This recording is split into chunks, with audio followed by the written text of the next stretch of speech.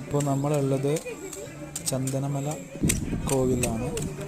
ഗൂഡല്ലൂരിന്ന് എല്ലമല പോകുന്ന വഴിയിലാണ് സീഫോർത്തിനടുത്ത് ചന്ദനമല ക്ഷേത്രമുള്ളത്.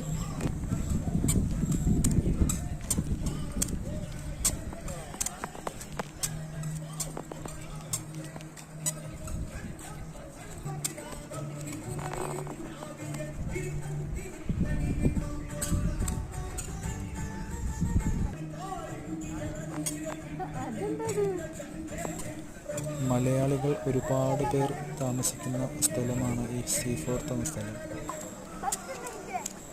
ചന്ദനമല ക്ഷേത്രം എന്നത് സുബ്രഹ്മണ്യ സ്വാമിയുടെ ക്ഷേത്രമാണ്.